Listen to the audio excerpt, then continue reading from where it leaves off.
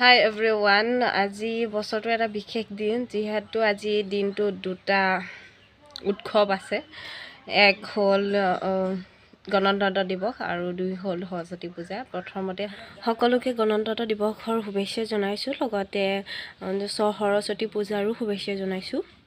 আজি দিনটো কেনেকৈ কি হ'ল কি নাই হোৱা তাকে চাওক আগলৈ ভিডিঅ'টিত গণতন্ত্ৰ দিৱস হিচাপে উদযাপন কৰিবলৈ পতাকা উত্তোলন কৰাই এটি দৃশ্য তাৰপিছত কণ শিশুসকলে টিয়কত এই প্ৰগ্ৰেম কৰিছিলে তাৰে মই ভিডিঅ'টো সংগ্ৰহ কৰি পেলাই ইয়াত এড কৰিছোঁ কাৰণ তাতে মোৰ সৰু ভণ্টি এজনী অংশগ্ৰহণ কৰিছে সেইকাৰণে মই ভিডিঅ'সমূহ পালোঁ খুবেই ধুনীয়া লাগিলে মই ষ্টেটাছত পাইছিলোঁ সেইকাৰণে তেওঁলোকৰ পৰা বিচাৰি ইয়াত মই এড কৰিছোঁ আপোনালোকেও চাই পেলাই জনাবচোন তেওঁলোকে কেনেকুৱা কি কৰিছে আপোনালোকে কেনেকুৱা পাইছে আৰু তেওঁলোকক আশীৰ্বাদ কৰিব যাতে উঠি অহা কণমানিসকলে ভৱিষ্যতলৈ ইয়াতকৈ ধুনীয়াকৈ কৰিব পাৰে ইয়াতকৈ ভালকৈ কৰিব পাৰে আৰু যিহেতু আজি গণতন্ত্ৰ দিৱস আৰু লগতে সৰস্বতী পূজা কিন্তু কণমানিসকলে গণতন্ত্ৰ দিৱস হিচাপেহে পালন কৰিছে উদযাপন কৰিছে সৰস্বতী পূজা হিচাপে নহয়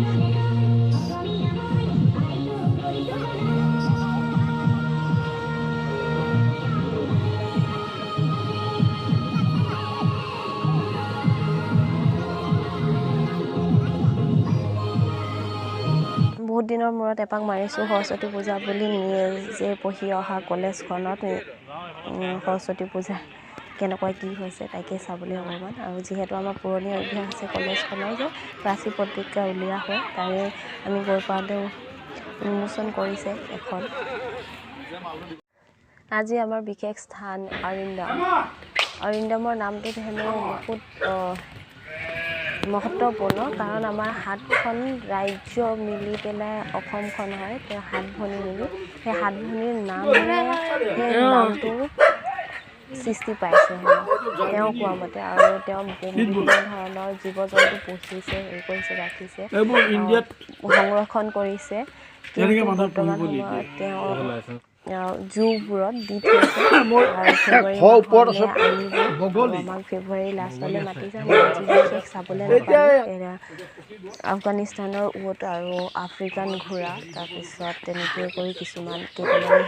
জন্তু চাবলৈ পালোঁ আৰু তেওঁ যিখিনি গছ গছনি সেইখিনিও বহুতেই অৰ্গেনিক হয় বহুতেই ৰিয়েৰ হয় ইয়াত আনি পেলাই অসমত আনি ৰাখিছে অসমৰে মানে গোটেই অসমখনৰ ভিতৰতে এটা স্থানতে এনেধৰণৰ বস্তু সংৰক্ষণ কৰা হৈছে সেয়া হৈছে শিৱসাগৰত আপোনাৰ জয়সাগৰ ফালৰ পৰা আহিলে সোনকালে পায় আৰু এইফালৰ পৰা গ'লে মানে নামতি হৈ গ'লে মানে আপোনাৰ অকণমান সময় লাগে পাবলৈ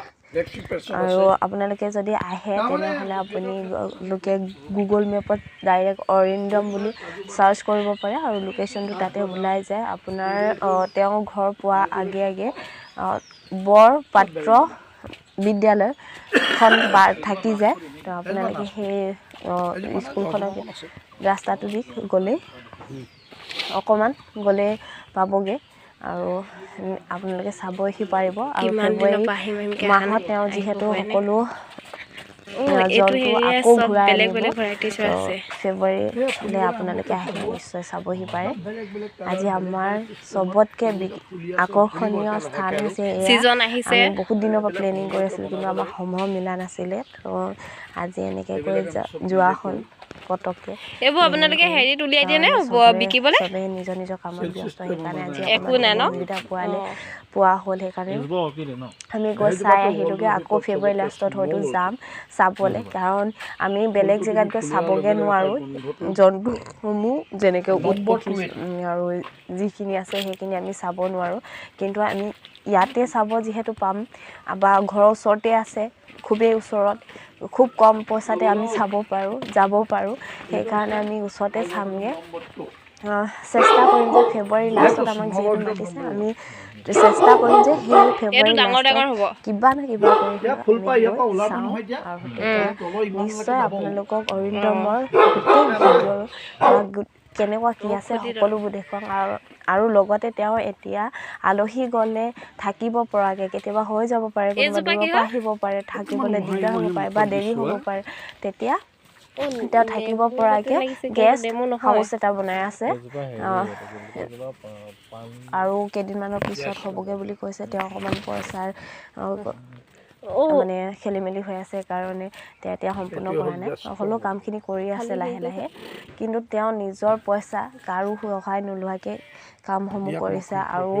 বহুত মানে মূল্যৱান গছ গছনি ৰাখিছে একচুৱেলি আমি গৌৰৱ কৰিব লাগে আমি শিৱসাগৰবাসী হয় শিৱসাগৰবাসীসকলে তেওঁৰ হৈ পেলাই তেওঁৰ কাৰণে আমি গৌৰৱান্বিত হ'ব লাগে কাৰণ অসমত নোহোৱা কাম তেওঁ কৰিছে অৰণ্যৰ পৰা বিদায় লৈ আমি ৰুদ্ৰসাগৰ পাৰ্কখন চাই আহিলোঁগৈ জয়সাগৰ কলেজৰ মুখৰ আগতে আছে জয়সাগৰ পুখুৰী কিনাৰতে কোনোবাই যদি আহিব পাৰে চাবহি পাৰে আৰু আজিলৈ ভিডিঅ'টো ইমানতে সামৰিছোঁ আকৌ লগ পাম বেলেগ এটা ভিডিঅ'ত বেলেগ এটা কাৰণত বেলেগ ঠাইত আৰু সকলোৱে ভালকৈ থাকক বাই বাই গুড নাইট